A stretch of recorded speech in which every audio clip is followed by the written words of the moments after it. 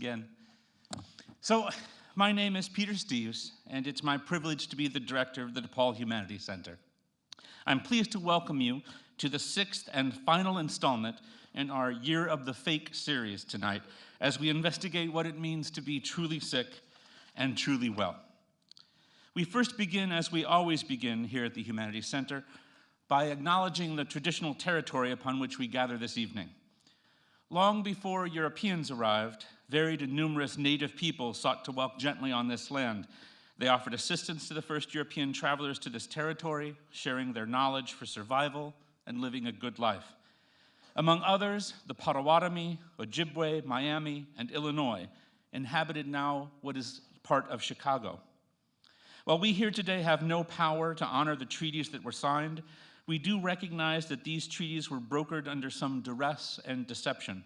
So it's our hope tonight to honor the good faith with which the native people in this region entered into these treaties.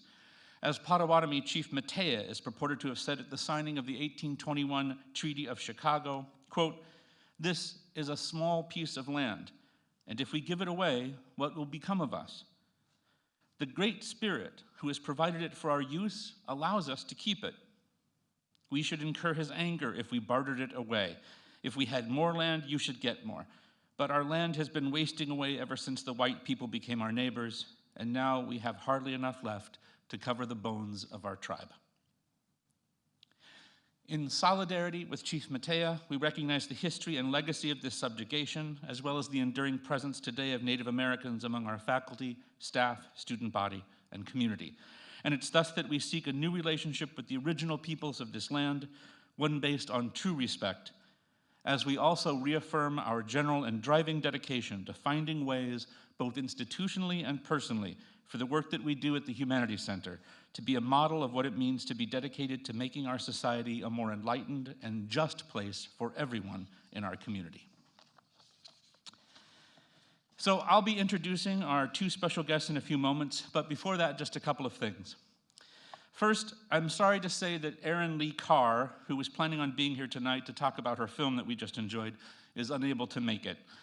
As a documentary filmmaker who's currently following a series of cases of drug-related incarcerations, at the last minute, Carr discovered that one of her subjects has a trial date moved, and she had to be there to film today. So she sends her regrets and best wishes, and I apologize to you as well. I'll say a couple of quick words in a moment, but I'm a poor substitute for Erin, that's most assured. Second, I'm pleased to say that for the rest of this evening, we will be joined by Shannon Motenho, who will be doing our ASL interpreting tonight. So please let's welcome Shannon up here. Thank you for doing that. Okay, finally, I thought we might take 20 minutes or so here together to think about the themes in the film that we just watched and our general topic tonight, especially as we're wrapping this up together. We've been having a long discussion over the course of the last academic year about what's real, true, genuine, compared to what's fake, false, and inauthentic. If you've been with us, you'll know that our goal has been to shed more light on this question precisely by complicating it, especially by complicating any easy division or distinction between the fake and the real. All along, I've been trying to argue that we can still have such a division, but not in the naive way that we may once have thought that we could have it. Whether we've been discussing forged paintings, fictional documentaries, history, science, con men, or magic, we have consistently come up against the sense in which ethics and politics play a role in the determination of truth. And so to get us started tonight, let me offer you a little bit of what seems to me could be possibly true. Baron Hieronymus Karl Friedrich Freiherr von Munchausen lived from 1720 to 1797.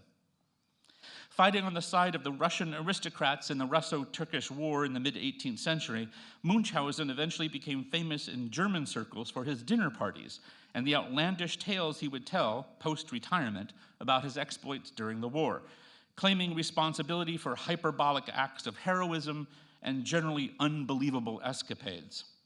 His friends would all laugh behind his back, sharing his stories with each other and treating him like a mad character in a novel. When Rudolf Erich Rasp wrote a book in 1785 in which a character named Baron Munchausen tells his friends intricate lies about his past, stories about his war experiences, including how he once caught a ride on a cannonball across a battlefield, and other tales about such things as his trips to the moon. Well, the real Barron was outraged. The publishers claimed that the work was one of fiction, though RASP, worried about a libel lawsuit, wanted to remain anonymous, or at least published under a pseudonym. For some editions, the publisher had simply listed the author as Baron Munchausen himself, since the writing was done in first person, though they claimed that their Baron was a kind of pseudonym. Once RASP lost control of the republications, different presses around the world began putting out their own versions, hiring new and anonymous authors to add to the stories and change the tone. Gradually, the tales became more broadly comedic and less pointedly satirical. And gradually, it became legitimately difficult to keep track of who exactly was the author. How amazing, then, that from the start, the story of Munchausen is a mix of truths and lies, a book with a supposedly fictional character who has a real person's name and who just happens to tell some of the same stories as that real person, with the book being written by someone whose actual name doesn't even ever actually appear on the book, or does it? It's enough to make one fictionally sick in the head. And so in 1951, Dr. Richard Asher coined the term Munchausen Syndrome to describe a patient who pretended to be ill, making up false medical histories and symptoms with no apparent motive except perhaps in order to gain attention or sympathy from others. Sometimes Munchausen patients even engage in self-harm in order to make their stories more believable. From the start, the medical community was hesitant to accept the name. Not only was this disorder to be named after a person who himself did not suffer from the medical condition, but, many argued, this was a serious condition and it was disrespectful to name it after a series of comedic stories. Now, there is some controversy as to who was the first person to use the term Munchausen syndrome by proxy, though it's clear that by 1977 it had appeared in a few published medical papers. The term was used to describe someone who intentionally does harm to another person under his or her care, feigning that there is a natural disease or illness in play, with no clear benefit to anyone involved. Again, perhaps other than the hope to gain attention or sympathy. Often this has been a parent, typically a mother, doing this to a child. Some of the first reported cases, for instance, involved a mother slowly poisoning her baby with massive doses of salt. By the end of the 1970s, the medical community was ready to accept the name, but they were not so eager to admit that Munchausen by proxy was for sure a real thing. It remains vaguely controversial today, even though in the 1990s it was a topic of much greater debate. It's notoriously difficult to prove with certainty that child abuse in general is taking place, though even when this is not the case and it's clearly an instance of abuse, it's even more difficult to prove the intention behind the abuse. A parent might be a sadist, or wish to scam a healthcare provider, or might simply hate the child and wish to do him or her harm. None of these would count as Munchausen by proxy, precisely because there is some other explanation for the behavior of the parent's intention. One important study done in 1997 involved secretly filming hospital rooms where children who were suspected victims of parents with Munchausen by proxy were staying. The film showed parents, and again, mostly mothers, breaking their child's arm on purpose and even suffocating them slightly while they slept. These all seemed clearly instances of abuse. The study showed that the physician's intuitions were right about 90% of the time. But there have been many who have watched the tapes and have failed to see these specific actions taking place. That is, they have interpreted what was going on in the video differently. And no matter what, an image does not contain a record of an intent. An intention is something that just can't show itself to our senses. In 1980, Munchausen by proxy appeared in the third edition of the Diagnostic and Statistical Manual of Mental Disorders, commonly referred to as the DSM-IV. By 1994, the time of the DSM-IV, the Munchausen name was dropped in favor of factitious disorder imposed on another, and FDIA became classified as an accepted mental illness. In the eyes of insurance companies, pharmaceutical companies, and the medical industry in general, this makes the illness into a real thing. The DSM is the Bible of mental illness, though if we're looking for a metaphor, perhaps Rosetta Stone is a better fit than Bible. Over the last 2 millennia, there have been various attempts to name, conceptualize, and classify mental illness.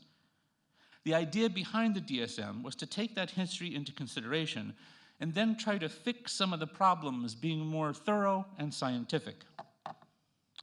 In the United States, early attempts to classify mental illness can be traced back to the year 1840 and the 6th nationwide census that was undertaken that year. The population of Chicago at this time was 4,470.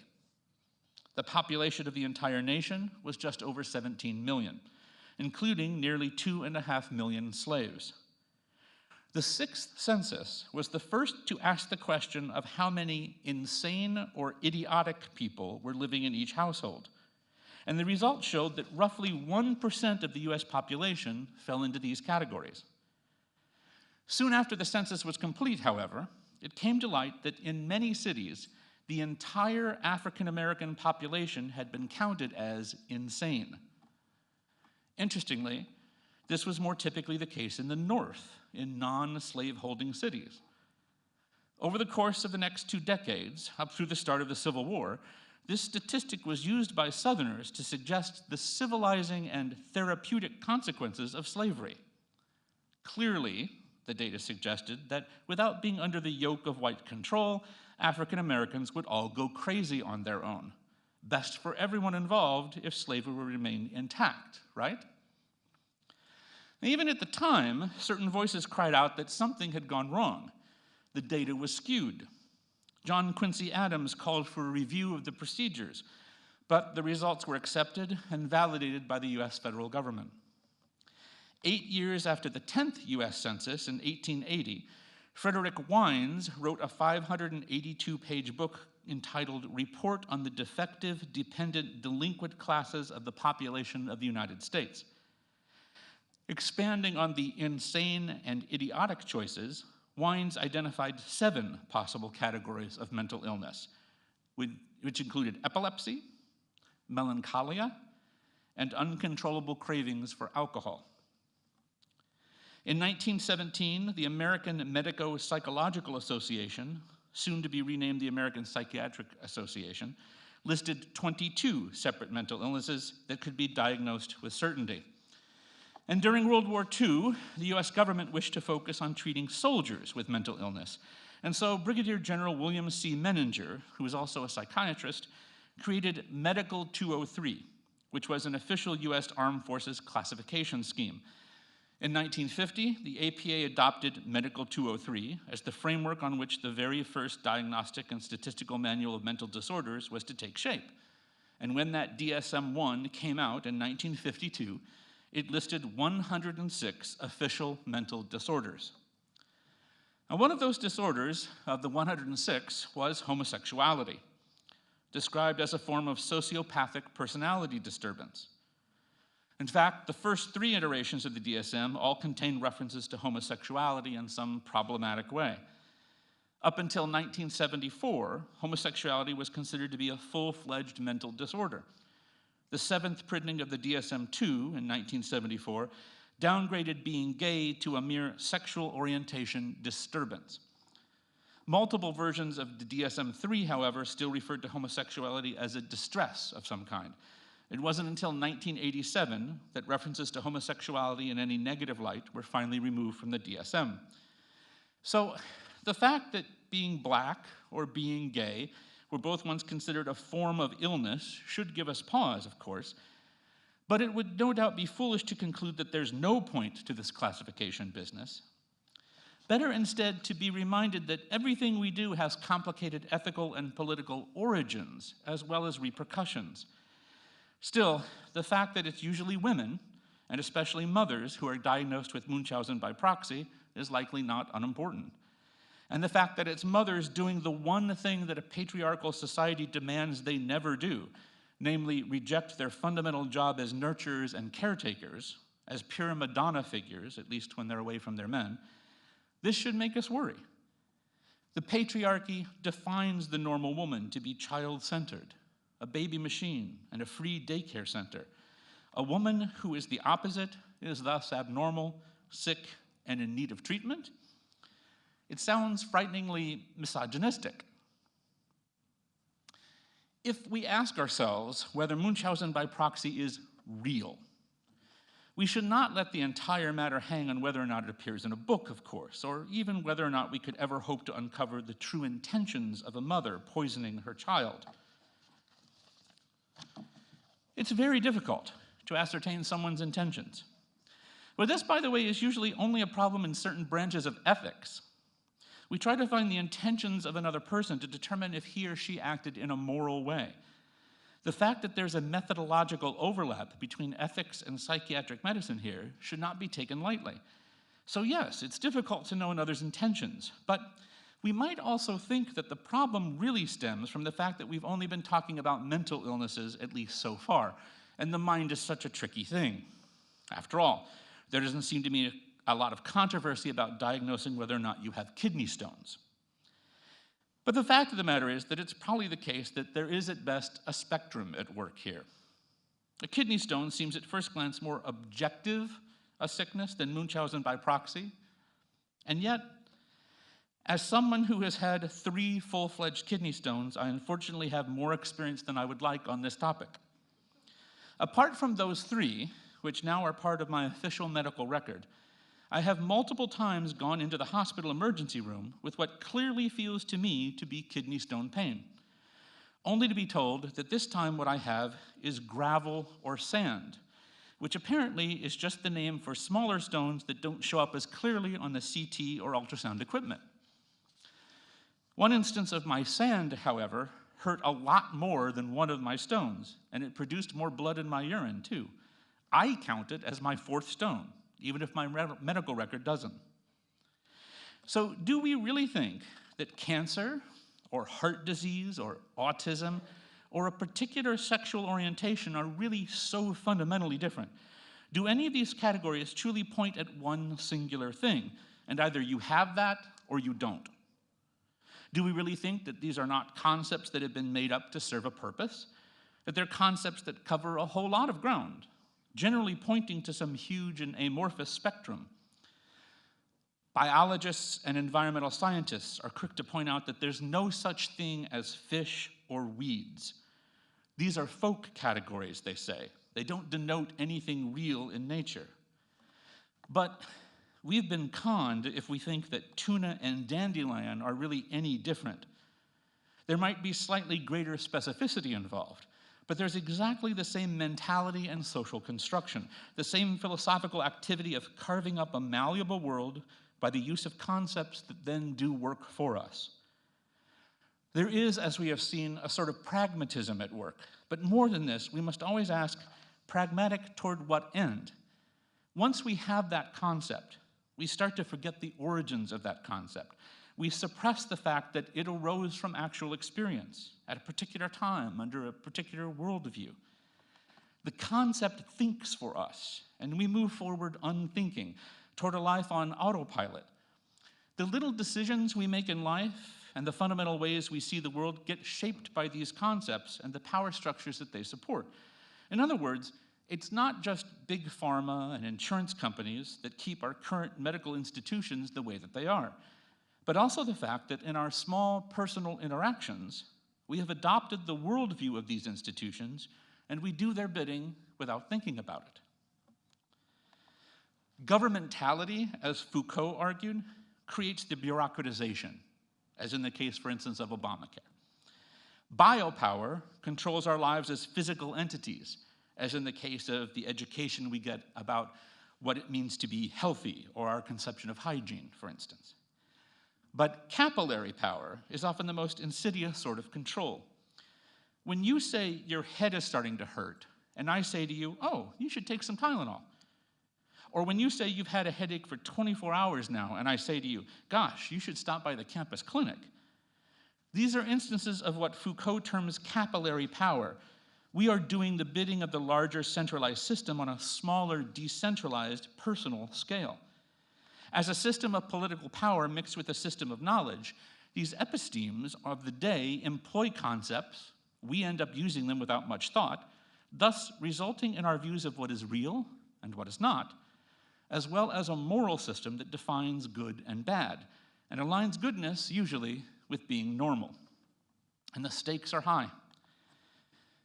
If a deaf person explains to me that he or she is not disabled, that an inability to hear leads to a life led in a different culture, other than mainstream culture, but not to a life that is limited or deficient in any way, what would it mean to insist, especially as a hearing person, that this is not the case? What would it mean to insist that a deaf person is lacking, malformed, ill, in need of a cure? To insist that he or she is not normal? I remember in 1995, when I was fresh out of grad school and Susan Smith was convicted of murdering and drowning her 2 children. She confessed that she had locked up her 3-year-old and her 14-month-old in her car and then let the car roll into a lake, apparently because she wanted to start a relationship with a man who didn't want a family. In an ethics class that I was teaching in California, the students were in nearly unanimous agreement that Smith was insane. Their argument? Only an insane person could do something like that. Therefore, she was insane. As arguments go, that's about as round as they get. But 2.5 millennia ago, Plato argued that if someone did something bad, it was because he or she did not understand that it was bad. No one would willingly choose the bad over the good. Immoral people are unenlightened. How do we know? Because if they were enlightened, they wouldn't be acting immorally. The terms have changed today to focus on mental illness rather than epistemology, but the same ethical circle keeps spinning. What if it's the case, though, that being mentally ill, or unenlightened, or immoral are actually 3 separate things, connected perhaps, but distinct? So what we're coming up against in all of this and seeing play out one final instance this year in our series is the tension caused by modernity in making us believe that in order for something to be true, it must hold to standards of objectivity that ultimately just don't hold up. To say that deafness is a disability or it isn't, or that either Munchausen by proxy is real or it isn't, is not ultimately to ask a biological, physical, or even metaphysical question. It is first to ask an ethical political one. It is to ask what will be done with this category once we think we have it. Who will benefit? Who will be harmed? Our fear is that if this is true, then it leads to relativism. But it need not. We can give genuine and compelling accounts of what truly leads to flourishing. And the world, though malleable, pushes back at us at every turn. The things themselves demanding us to describe their essences correctly. But those essences might themselves be infinite, and the process of achieving truth might never be over, and it might never require the calm, cool removal of a disinterested scientist, but instead a passionate drive to get it right together. It's a complicated business. So let me close in this way then, by proposing a new illness and a new concept. Let's call it inverse Munchausen by proxy. In inverse Munchausen by proxy, someone powerful tries to convince someone weaker, and everyone around that weaker person, that he or she is not sick, that everything's actually fine. The one suffering from inverse Munchausen by proxy has a very sick child, for instance, but puts every effort into convincing the world that that child is perfectly healthy, creating false histories, covering up symptoms, and generally constructing a facade of normalcy so that the problem doesn't appear publicly to anyone. It's my further contention, then, that our culture, from modernity through the Enlightenment to today, our culture has inverse Munchausen by proxy. And as children of the Enlightenment, we are all in danger. Our way of life, and thus we, are desperately sick and unhealthy. The institutions of neoliberalism are making us worse each day. We are literally and figuratively suffering and dying. But the ideology that has sway tells us, no, everything's fine. You're healthy. This is normal, the way it should be. You're doing great. We feel cut off and unsympathetic. But we're told, no, that's good. That's normal. You should be competing for scarce resources in a marketplace. You should count on technology to solve all your problems. You should spend the majority of your time alive doing alienating work. See yourself as fundamentally alone in the world, and believe that only a social contract that promotes your own self-interest would ever bring us together. Our world suffers under the strain of human rule. The environment shudders, mass extinctions unfold, and we're told, look, that's just normal fluctuations. Everything across time is going to even out. It's all good. We hack and wheeze, stumbling through life with aches and pains, and we're told, you should take some more drugs to treat those symptoms. Maybe wash them down with a diet Pepsi. Also, don't think about where your food comes from, or the people who are doing the work that you don't want to do, or the non-human life that suffers as well, or how your health is related to anything else. We feel alone and miserable, and we're told, you're not alone. You have Facebook. You're not miserable. You have so many apps. You could be doing so many things. But we know it. Deep in our bones, we know it. Something about this way of life is making us seriously ill. And still we are told, you're fine, you're healthy, it's all good, go back to bed, better yet, go to work. And then our life is over, and we never had the chance to live it well. Gypsy Rose rising up to kill Dee Dee starts to make a little more sense. But there has to be a better way. There has to be a way that doesn't meet one evil with another. So I hope for the future. I hope that we might collectively be able to shift the power structures, not only so that we are no longer victims, but so that the whole game of torture and victim no longer makes sense because we've rejected the underlying institutions that set that game up. I hope that I will someday have the wherewithal to enact a form of capillary power with my friends, similar to how I used to say, without even thinking, oh, you should take a Tylenol, or oh, you should stop by the clinic, whenever they told me they had a headache. But in this future, when someone says, oh God, I'm so stressed about my kid getting to the right preschool or the best college, I'll be able to say just as automatically, oh, maybe we should work to get rid of all schools as an institution altogether and rethink of what it means to be wise, to know, and to learn. When someone says to me, I can't imagine what it's like to be that guy in the news who was wrongly convicted. He spent 24 years of his life in prison when he was innocent all along. I'll be able to say, almost without thinking, oh gosh, yes. You know what? Let's work to abolish every single prison right now across the board. And finally, when the next person says to me, I am so sick of Donald Trump, I'll be able to say nonchalantly, I hear you. And you know what? Maybe you should never vote in this system again. You should never think that what it means to be free is to pull a lever every couple of years. You should take responsibility for those around you, and they should take responsibility for you, living a life that's truly in common. And we should join together in dismantling this neoliberal capitalist techno-democracy that's killing us, dismantle it from the ground up for some better way of life. And also, maybe, stop taking so much Tylenol. So, thank you for putting up with this philosopher. Oh, thank you. Thanks for putting up with this, this philosopher trying to sort through all of these difficult things clumsily, no doubt. Others, as you'll now see, will not be so clumsy. And so we move on to our main event, the reason you're here tonight. Our first presenter this evening is Cicely M. Boggan.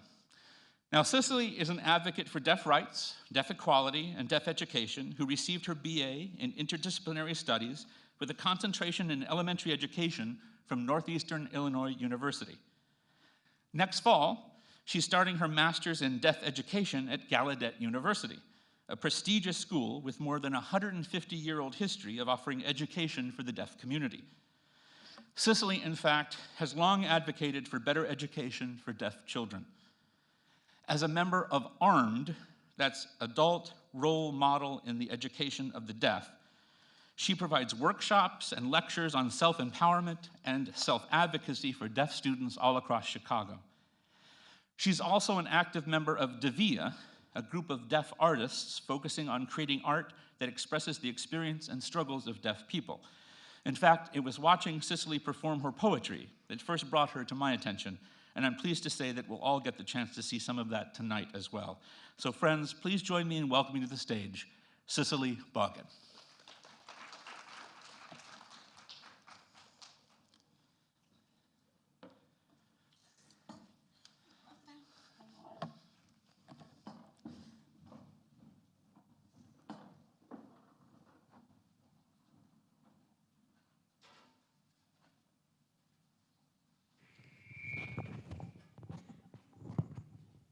Can you hear the interpreter?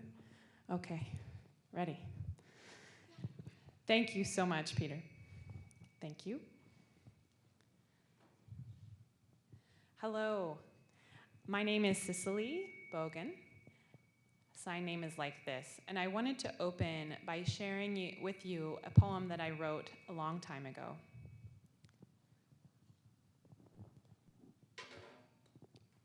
Why wish?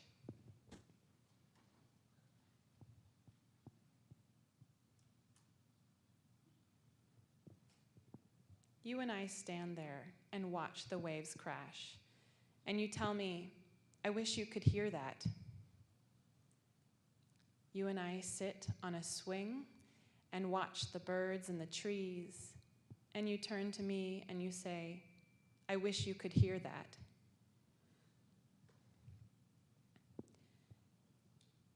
You and I walk through the playground, watching the children laugh and play.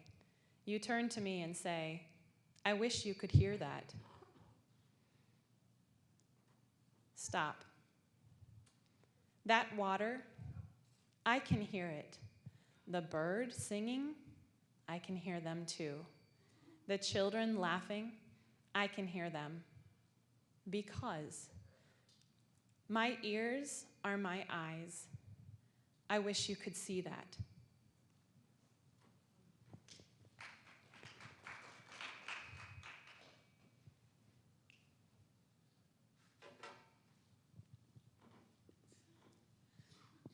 I was 16 years old when I wrote that poem.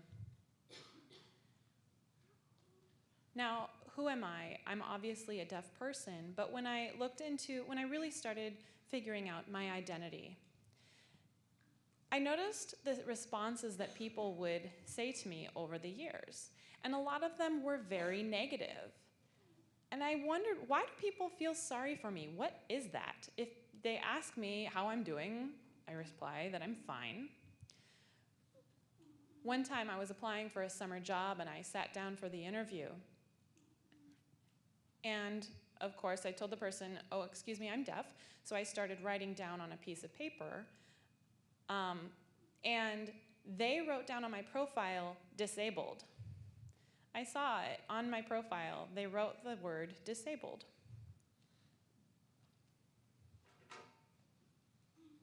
Now, according to the dictionary, Merriam-Webster's,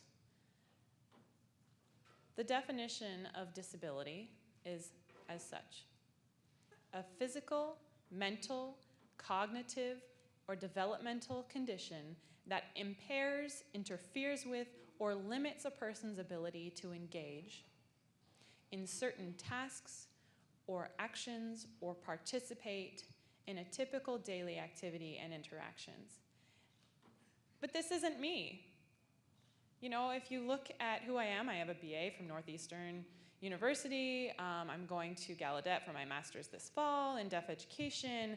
I have lived away from home. I have gone scuba diving, hang gliding. I mean, many things. I have no problem interacting with people. I have traveled all over. I've traveled to many universities here in Chicago and other schools giving presentations on deaf education. I'm very successful in that way. Is that the definition of disability? So I challenge this idea that deaf people are disabled.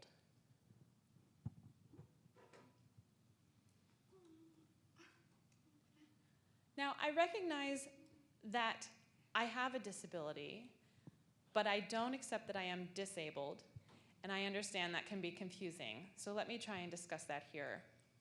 Disability is not necessarily from me being deaf.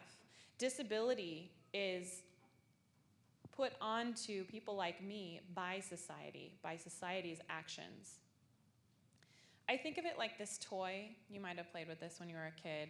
You have that small wooden box, and you have the shape where the matching shaped blocks are supposed to fit into those holes. So as a deaf person, I process this as you guys are all triangles, and I'm a square, and we're trying to fit my square block into your guys' triangle hole.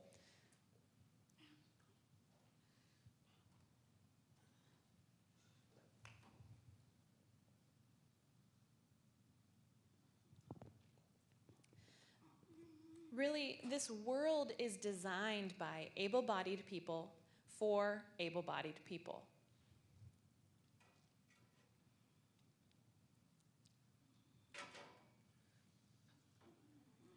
And people have recognized the need for people with disabilities to have universal design in structure, in buildings. When they build new places, new buildings, universal design is now used primarily in the United States. So first, the first tenet of universal design is equitable use. Means everyone can access the building. So for example, sliding doors, electric sliding doors. So a person who is using a wheelchair, or perhaps a parent with a baby stroller, they can walk right in and they don't necessarily have to fuss with the doors. And the second principle is flexibility in use. This means providing choices that can accommodate your needs. So maybe a table can be lowered or heightened depending on the need of the person accessing it.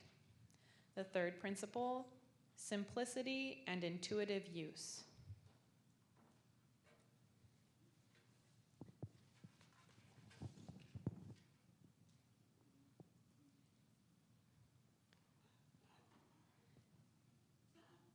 This means that to decrease the need of communication and instruction on how to use this thing. So for example, if you're crossing the street and the light is flashing red, we take that to mean stop. When there's that little green man that shows up, that means go. That is considered simple and intuitive use. The fourth, perceptible information. Kind of same concept with number 3, but this goes a little further. So for example, on the train, I'm sure many of you have ridden the CTA, and near the edge, they have that blue, near the edge of the platform, they have the blue strip with the bumps on it to make sure that blind people know that they're approaching the edge of the platform and they won't fall off. So, but even though it's designed for blind people, it actually helps everyone. Number 5, tolerance for error. So if there is a ramp, the ramp is supposed to have edges, sides, barriers on the edges so that people who are using that ramp are safe while they're using it. Number 6, low physical effort. This is designed to reduce the amount of energy that people must exert in order to use it. So for example, if you go into the bathroom and you need to use the faucet, some people may not be able to turn a really sticky faucet. So that automatic faucet can be easily used by everyone. And then number 7, size and space for approach and use. So on the train or the bus, you notice they have widened doors and added ramps for people who need them to get on and off with wheelchairs or other mobility devices. But there's still a problem. I want to play a little game with you right now.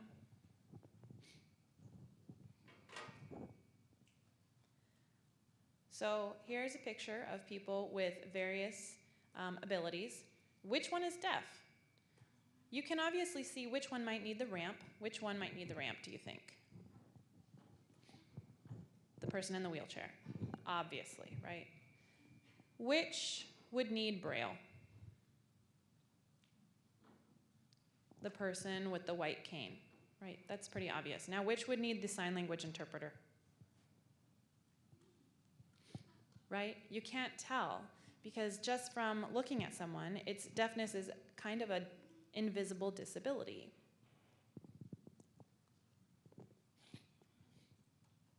So that is why we are often forgotten. When a space is designed, when a building is designed, we are often forgotten as a group. I really dislike hospitals. They've got many waiting rooms, but I prefer to stand in the hallway so that I can watch for the nurses or wait for the nurses or read their lips. In hospitals, a lot of hospitals or buildings have these beautifully certified LEED certifications that they're very proud of, but the design for a deaf person would be different. So we as deaf people are often forgotten, and this is because of an attitude of society. Every time I let somebody know I'm deaf, almost every time, I get asked, "Where's your hearing aid?" We'll talk a little bit more about that later.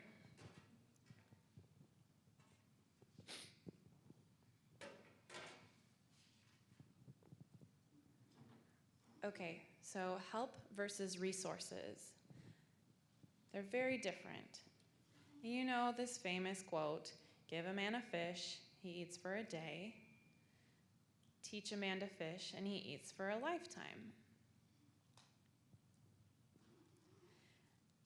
So this is illustrating how help versus resources are different. And I realize that people who want to help, they mean well, but they don't necessarily understand what they're doing when they're offering simple help. Help is temporary. It actually hinders or causes an inferiority. It can be a form of oppression or oppressive sympathy. Resources, however, promotes independence, empowers people, supports self-development and reliance. So this is how help and resources are different.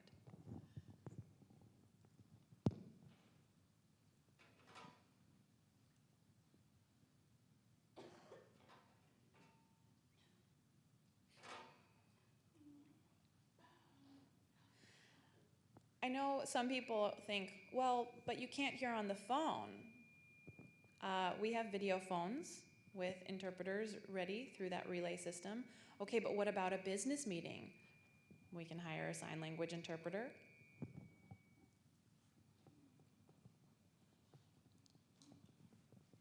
In terms of resources and how we envision that, we have captions, sign language interpreting, video relay service.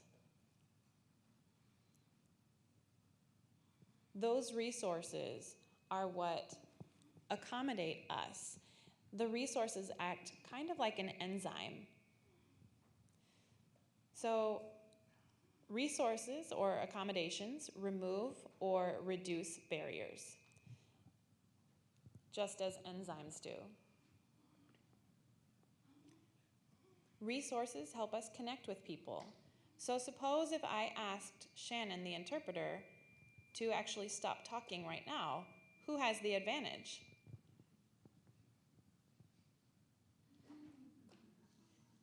You need access to my information. I'm the one here giving a talk, a presentation, but really in this situation, you are the ones who need the interpreter to access the information that I am giving. So like I said, resources help us connect with other people.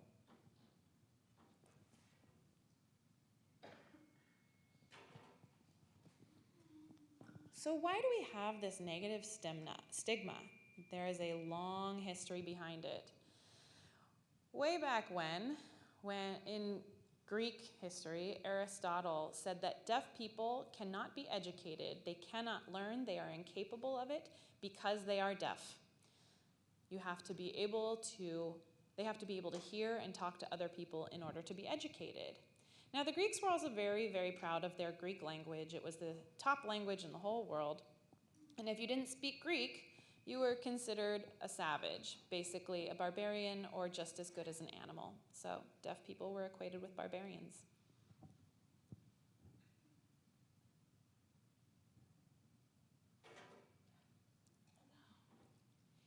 There are other sources for this negative stigma.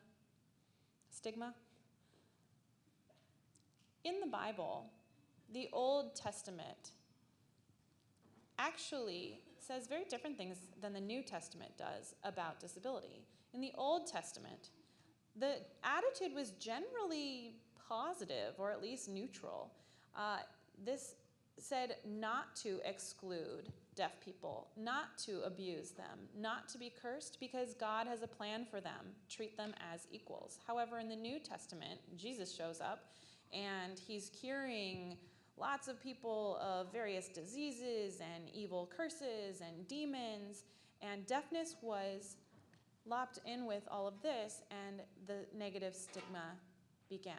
Let me give you examples. In the Old Testament, Leviticus 19:14, it says, "Thou shalt not curse the deaf, nor put a stumbling block before the blind, but shalt fear thy God. I am the Lord."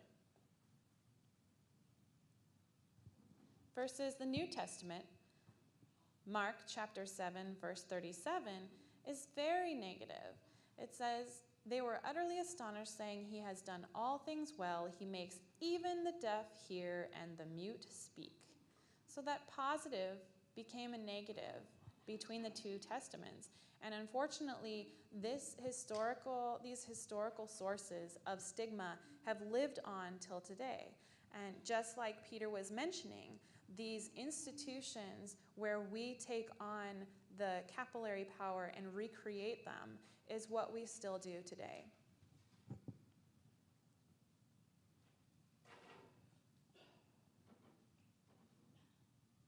So, that negative stigma that has been intertwined in our society, the stigma is the wall.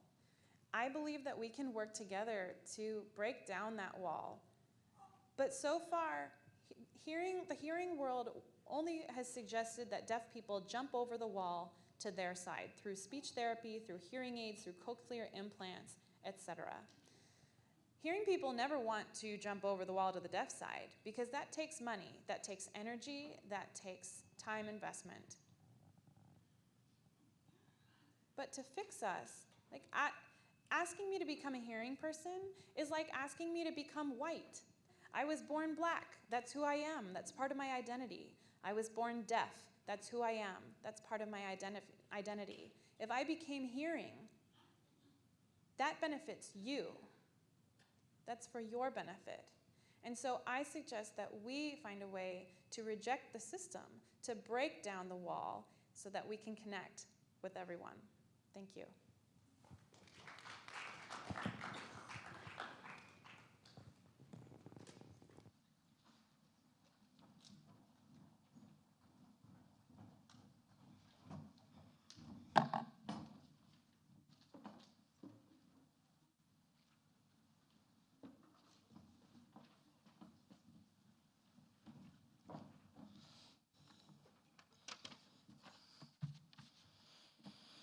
To sort of drop the mic moment, or maybe I need a better metaphor than that. That was awesome. That was awesome. All right, friends. So our final speaker this evening, Dr. Alan J. Francis, is Professor Emeritus and the former chair of the Department of Psychiatry and Behavior Science at Duke University School of Medicine. As I mentioned in my introduction earlier this evening, epistemes structure everything. So imagine how difficult it would be to have to create or edit or update the book in which all the concepts under that episteme were spelled out. Imagine the scientific, ontological, political, ethical import of what you were doing. And then imagine that you're Alan, who was a member of the leadership group for the DSM-III in 1980 and its revision in 1987, eventually taking on the responsibility of being the chair of the task force that produced the 886-page DSM-IV in 1994. Now, especially over the last decades, Alan has acted as a leading voice, warning us about diagnostic inflation, as in, for example, normal grief being pathologized and seen as depression, about overprescription of psychiatric medication, especially to children, and the ways in which big pharma is affecting psychiatry. He's the author of the best-selling book, Saving Normal, and the important reference work, Essentials of Psychiatric Diagnosis. And some of his work is on sale out in the foyer. I hope you'll be able to stop by and purchase one of those before we end tonight. It's a real honor, and it's my great pleasure to welcome to the stage Dr. Alan J. Francis.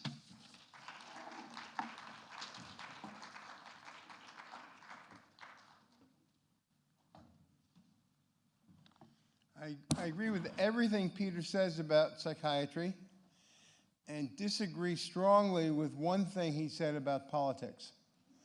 You have to get out there and vote against Trump.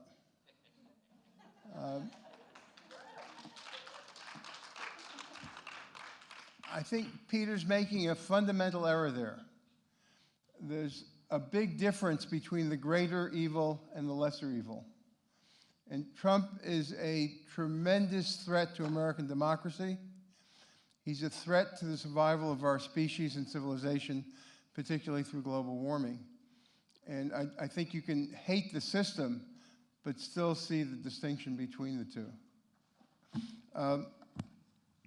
Political comment. We're going to be talking about fuzzy boundaries and difficulties in definition.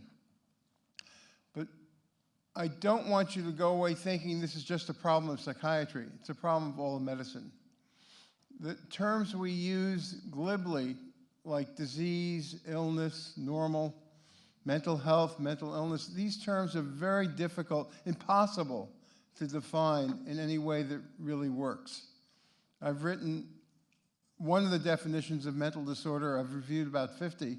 None of them work operationally. None of them solve the problem that we saw addressed in the movie. Should we call the lady evil? Should we call her sick? Actually, both ladies.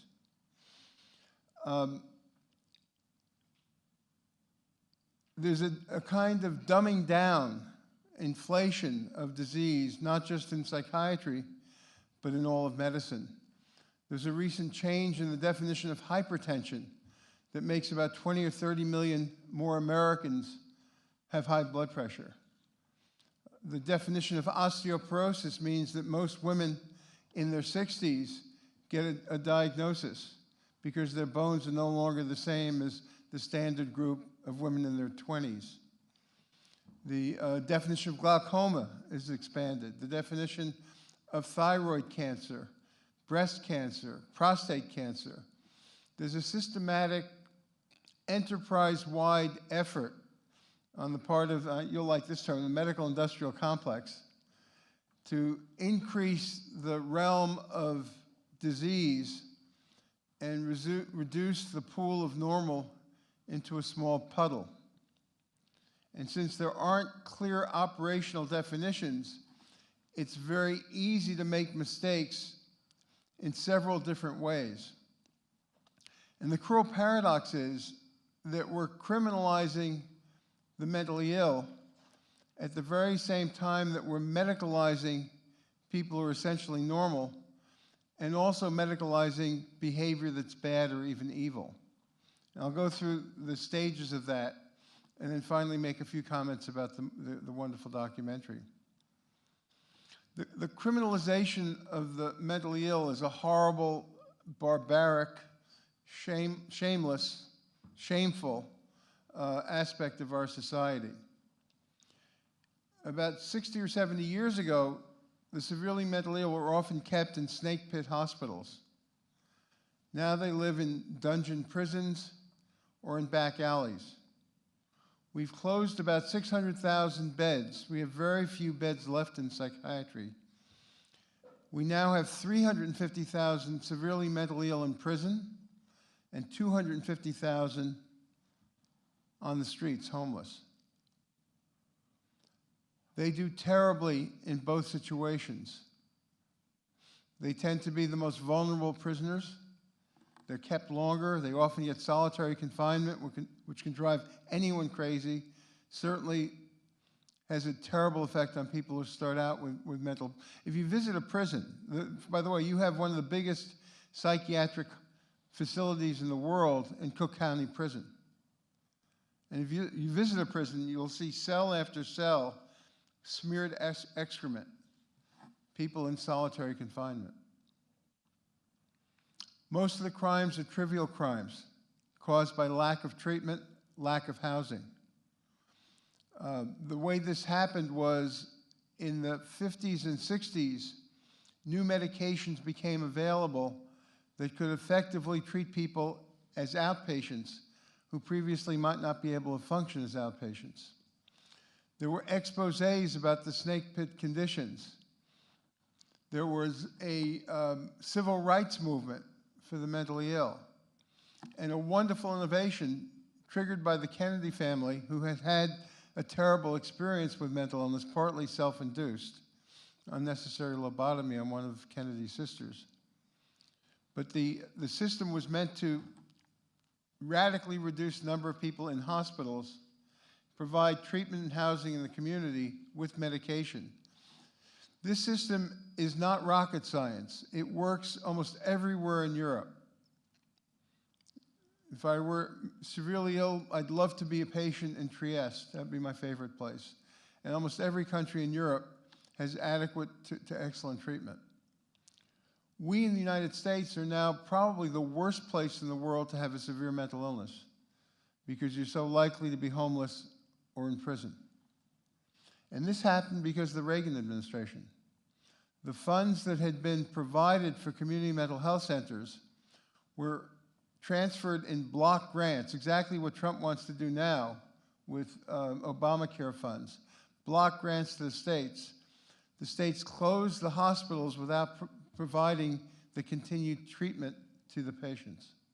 And we have the disaster we're currently facing. So we have a fuzzy boundary between bad behavior and mental illness, and the way that's being blurred is in just the worst direction, criminalizing people for peeing in the street, for screaming at night, for stealing food, things that would be easily avoided if they had adequate treatment and housing. And it's cheaper. It's not just more humane. It's cheaper to provide care than to provide prison cells. Prison cells are very expensive. Okay, so that's one problem. Another side of the cruel paradox, while we're neglecting the people who need treatment desperately, we're very much over-treating people who are essentially either very mildly emotionally disturbed or worried well. 20% of the population in the United States takes a psychiatric medication, and that doesn't even account for the opioid epidemic that was caused by the pharmaceutical industry. 20%.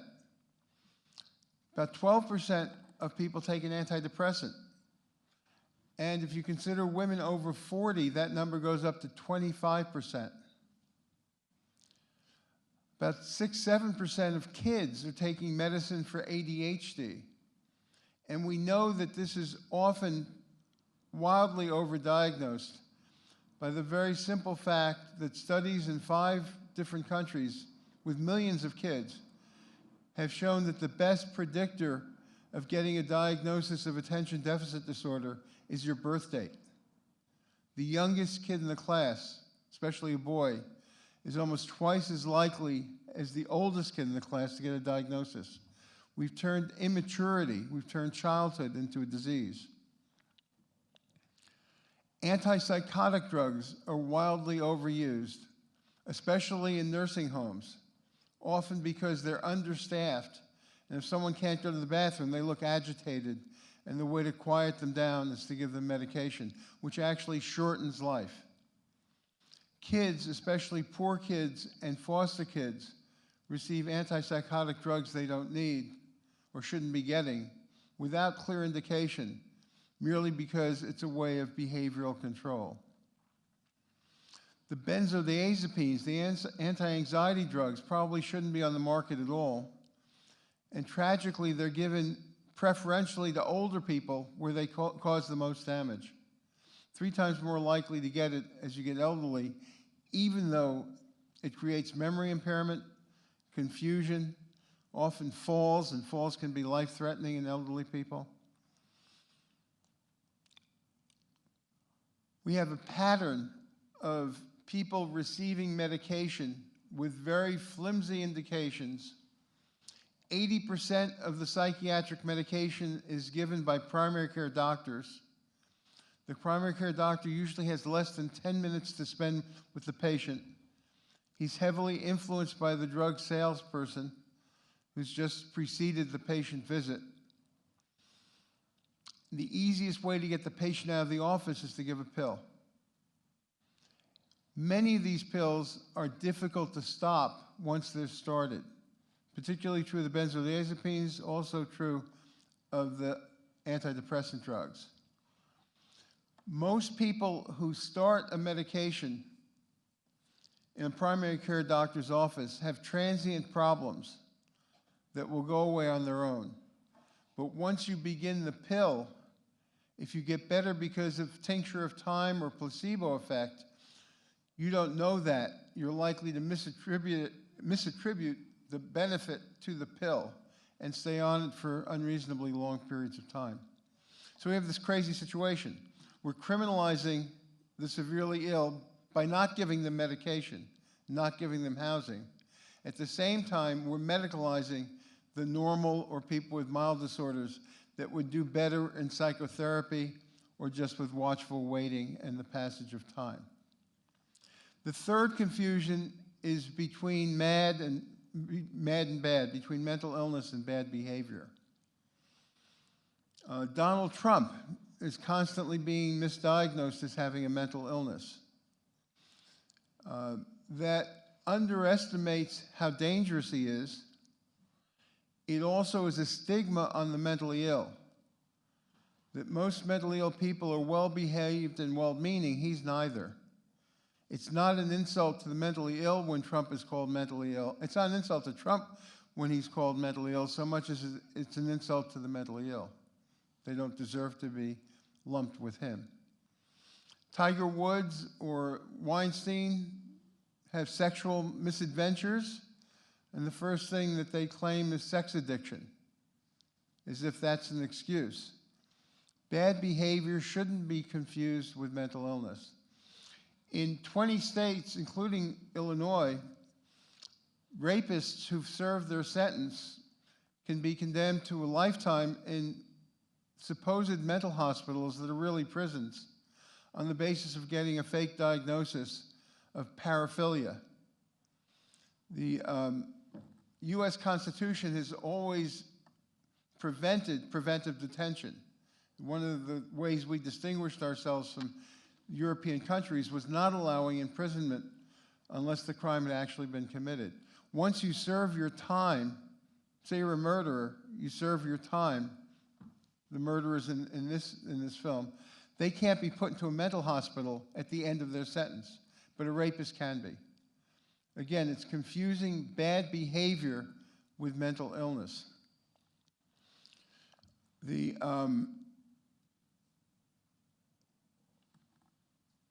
solution to the problem, at least my solution to the problem, is to realize that definitions are inherently constructions.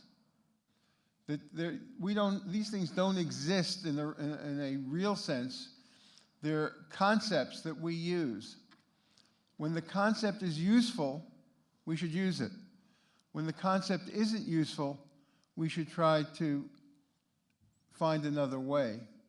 And I think what's happened is a gradual inflation creep of diagnoses and of people being diagnosed, and that it's a much wiser approach to restrict the definitions and the way they're applied to situations where it's clearly useful to get a diagnosis and where there's a clear-cut treatment. Psychiatric diagnoses are inherently stigmatizing, and we've made them much worse in terms of stigma because we haven't adequately treated the people.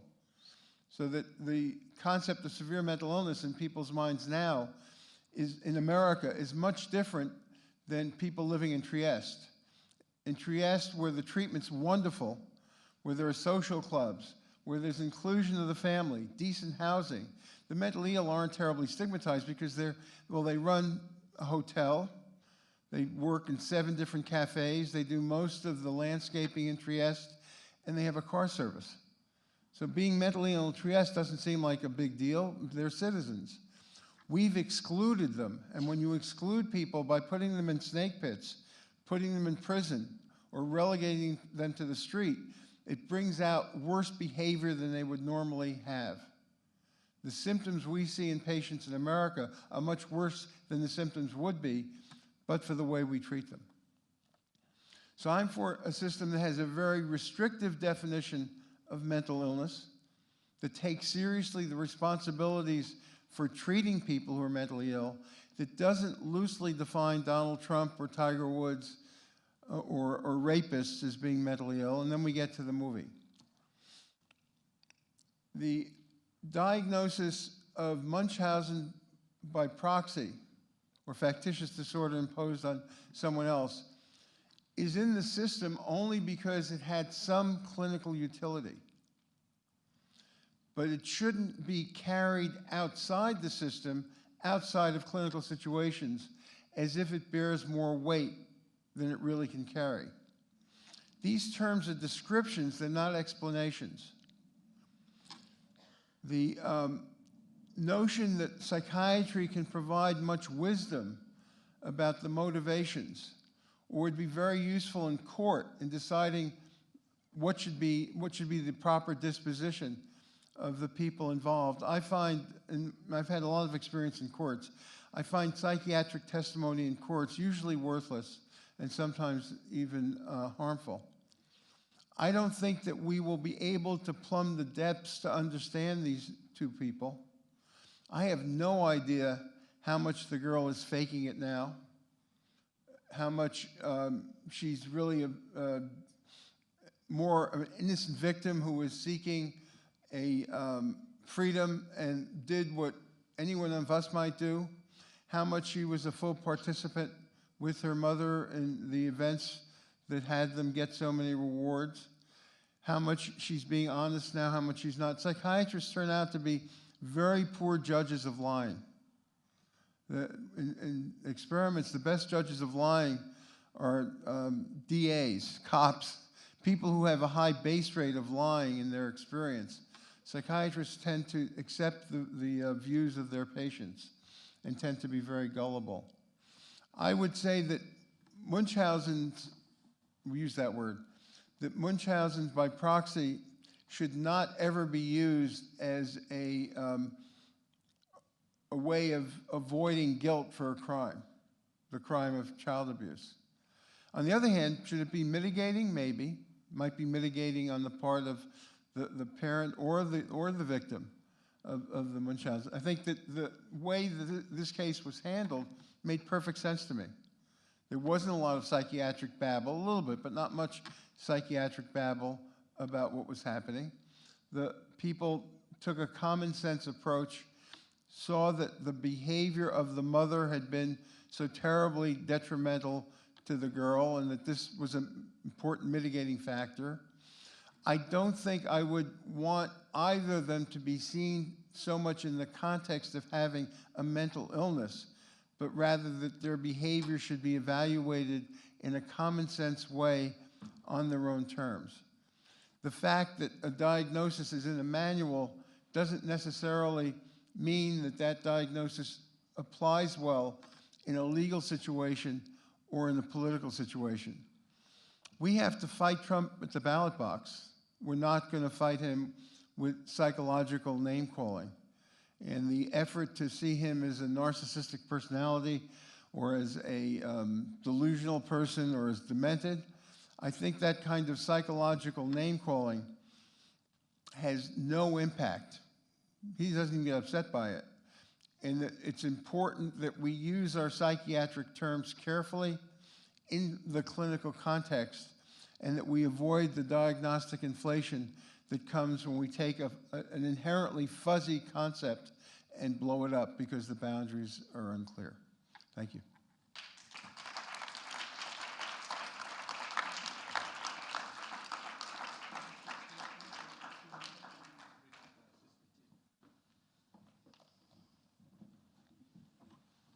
Thank you so much, Al. So I'm going to ask both of our speakers to come up, and we'll have a few minutes of Q&A with everybody here. So I'm going to turn on the house lights just a little bit. And Anna's going to bring a microphone to the center of the room in just a moment as well.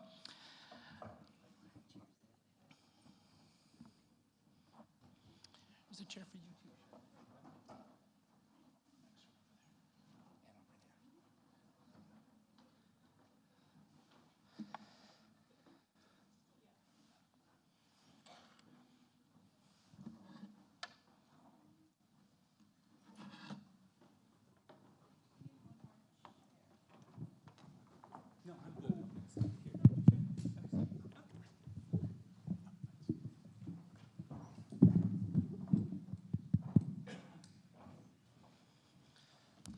So I'd ask you just to line up at the mic if you don't mind, and we'll take a few questions before we call it an evening.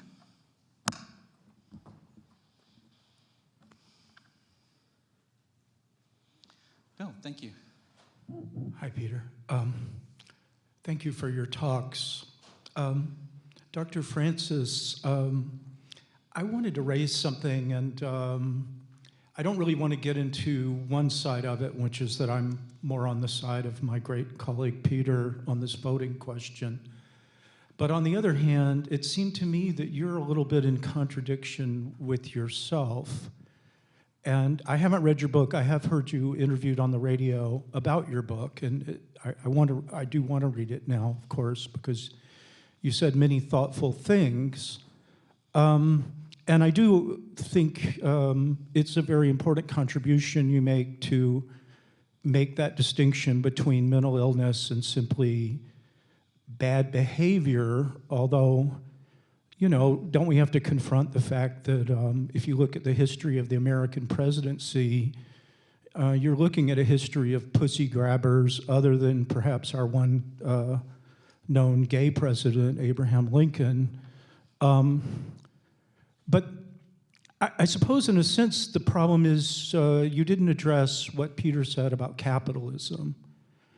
And I don't know if you do that in your book, but it seems to me that, I don't know, while I agree that it's not right to try to diagnose Donald Trump as any more mentally ill than anybody else really, and that his motivations aren't that, but it seems to me you're part of an institution, and a fairly major part of an institution that generally promotes that way of coming at things. And I see that you're separating yourself a little bit, or maybe trying to separate yourself a great deal from that, but it seems to me that DSM type thinking very much underlies the way in which this just gets out of the box and goes everywhere, and that's the way we talk about everything. And then we don't talk about systemic things such as the capitalism that drives the system, that sets some people apart as differently abled and therefore to be excluded. So that question comes up as well.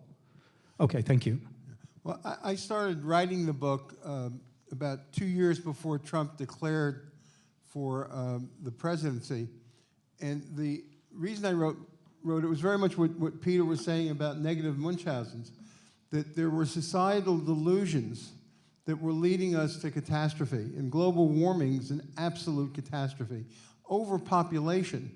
The population of the world was 5 million 50,000 years ago. It was 300 million with the agricultural revolution at the time of Christ. It was a billion for the first time in 1800, 2 billion in 1923, and we're adding a billion every 15 years now. Every 15 years, another billion people. Every trouble spot in the world is a trouble spot because of overpopulation. In most of the countries you read about in the newspaper, the population has increased by 6 or 7 times since 1950. The resources are running out, and it's tribal warfare that leads to the civil war and the migrations. It goes beyond capitalism. The societal delusions go well beyond capitalism. It's a mess. And the book describes why we're psychologically unable to face it. I think that Trump is the symptom of the disease, not the cause. He's making everything tons worse, but the problem of brainwashing, very, very much Republican brainwashing over the last 60 years long precedes him and sets the stage for him. But I don't think it's responsible. I don't think it's moral to say the system sucks and I'm not going to participate in it. I was like that. I was on the beach for the Martin Luther King speech. I didn't protest the Vietnam War. I was not political. I don't think at this point it's responsible to be non-political. I don't think it's responsible to say the system sucks, I'm not going to participate, because we're not going to be changing the system anytime soon. We have to make choices in the current world we live in. And Trump is really so disastrous to democracy. And democracy is a very fragile government that very real in the history of the earth, usually doesn't last long. It destabilizes. It's destabilizing in the States. It's destabilizing throughout Europe. We can't just sit back and say, well, they're both equally evil. I think we have to make choices. And in this instance, the choice is very clear-cut. The forces that Trump represents, the Fox News, the Koch brothers, the Mercers, these forces are very dangerous to our democracy, very dangerous to the health of the world. We can't hand on a world to our children, bequeath to them what these people are doing to it. So that's why I think that, and in terms of the DSM, I think the DSM has value in clinical situations when it's used carefully. I think that it's harmful when it's applied in 7-minute interviews in primary care doctors' offices. It's harmful when it's taken out of the system it's meant to be used in. I think if I had my druthers, it would be a much trimmed down book with many fewer diagnoses, and that those diagnoses would be assessed a lot more carefully. Thanks so much. Let me just add one thing, and then hopefully, just to be clear, I before, and I don't want to hijack the conversation, especially to talk about Trump, but just to be clear, I would never advocate for doing nothing, for sitting back and saying, well, it's all horrible. It's actually quite the opposite. It would be to say, I am not going to let the system define what is politics, because it basically defines it as voting, and then you've done something. I would say to act, to organize, to do all sorts of things. I think we would just have a conversation and maybe disagree about on what level that should happen. But it's the opposite of being apolitical. That's what I think. I know you'd be very political. The question is, and I'd want you to be as political, and a lot of my friends have your point of view. I'd want you to be as political as you want to be, but you still have to vote against Trump. That shouldn't be your protest, to not vote against, because if you don't vote against Trump, you're voting for him. But then that's what so yeah, okay, we won't take it over just about Trump tonight, so we'll have this conversation later. And I'm happy to talk to anybody out there about it as well, because it's a really complicated, nuanced thing, and happy to continue with this personally. But please, we have another question. My name is Chris, and actually something for each one of you. So first of all, I am partially deaf. I'm deaf in one ear. And I loved your discussion. You know, I'm an architect, and my viewpoint is that everybody is disabled.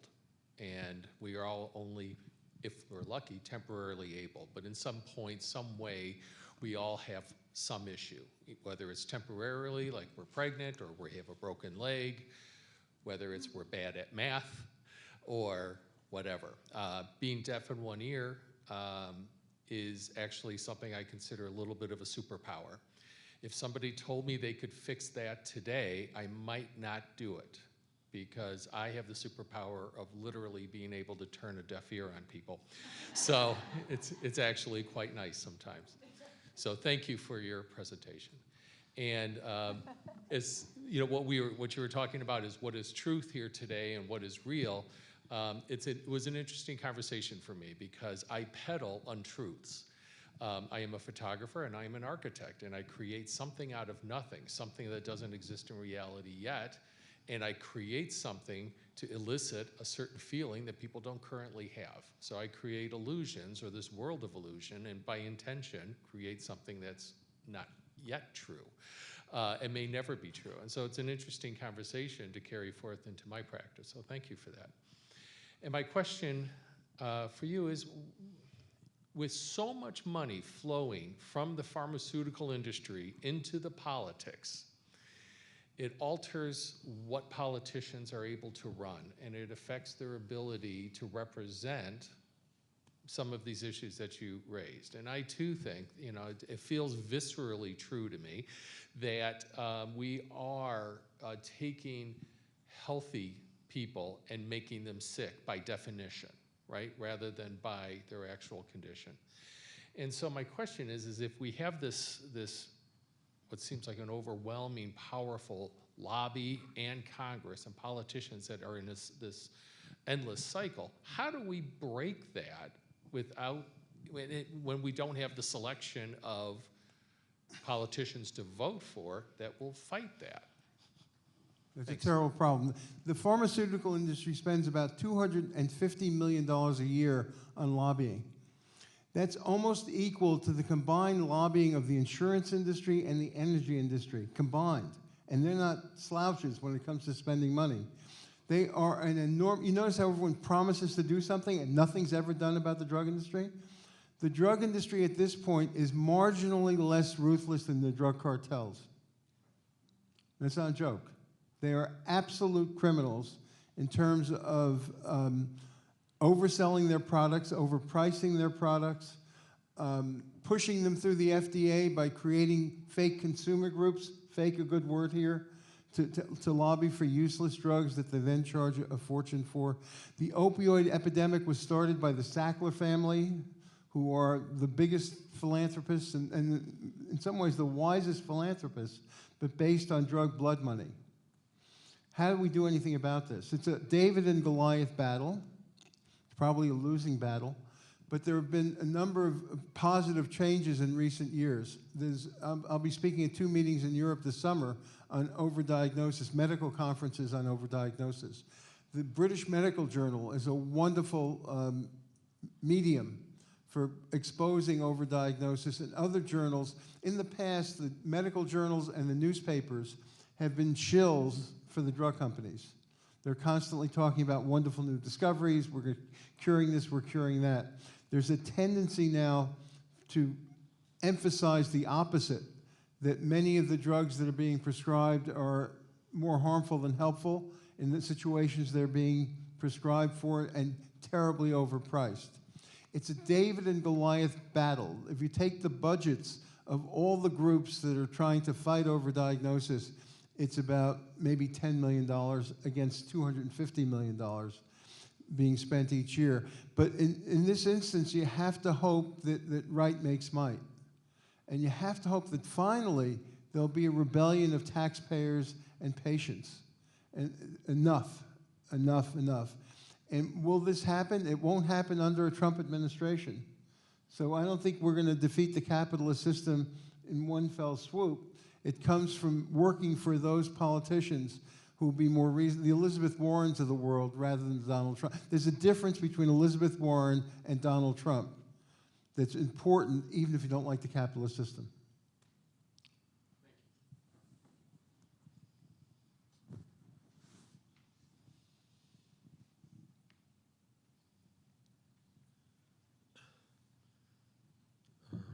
Yeah, hi. I like to critique the media a little bit, and that they have responsibility for what happened in the film. That stock stories are so heavily relied on to produce news, and one of them happens to be how wonderful it is to help the disabled and to pat on the back the people who are funding the helping or anything like that. So my question would be, do you think the Munchausen syndrome was actually made worse in the case of the mom because she wanted the attention of the media that without fail will cover stories like her daughter's or alleged daughter's story? There's the local news at fault too. For me or for her? Anybody.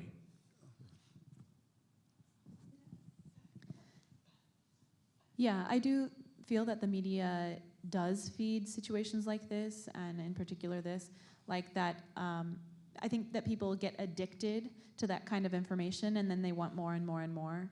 At the same time, you have to think about if the media didn't cover this situation at all, or situations like this, what would happen to those children in those cases? Don't know. I have a funny feeling about this, especially coming from a psychiatrist, that we worry too much about motivations. Like, whenever there's a mass murder, the NRA wants us to worry about what motivated the killer, not discuss the guns. I think that it's very clear that the mother got financial rewards from this, she got attention rewards, she got who knows what kind of psychological rewards from this. I don't think that in evaluating it we should care that much. I think we should go on the behavior. And if you want to say, well, it's mitigating a little bit if she's doing this for psychological reasons, maybe a little bit, but basically she's a child abuser. And I would like to see her treated more as a child abuser than a psychiatric patient. Thank you. Maybe I'll close out with one question for Cicely before we end tonight. And some of the reason that I was saying what I was saying politically before is because I'm sort of a communitarian anarchist and believe that we have to reshape the political on a local level. And Cicely, I wonder, when you talked about the distinction between giving help and having resources, it seems easier for people who are well-intentioned to give help and perhaps end up doing something bad, like you were saying. That seems very believable and sad. Is it possible that there's something we can do in our everyday lives that will help provide resources? Or is that something that only some overarching government or institution can do? Is there some way that those of us who are hearing can make changes in our lives that actually do something that's better for the deaf community?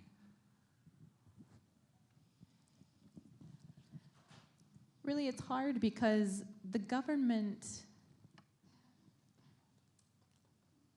almost doesn't see us as real people, right? We're disabled people that need help. And it is cheaper to give help a lot of times than it is to give resources. And that's money that the government doesn't want to spend. So does the government actually care?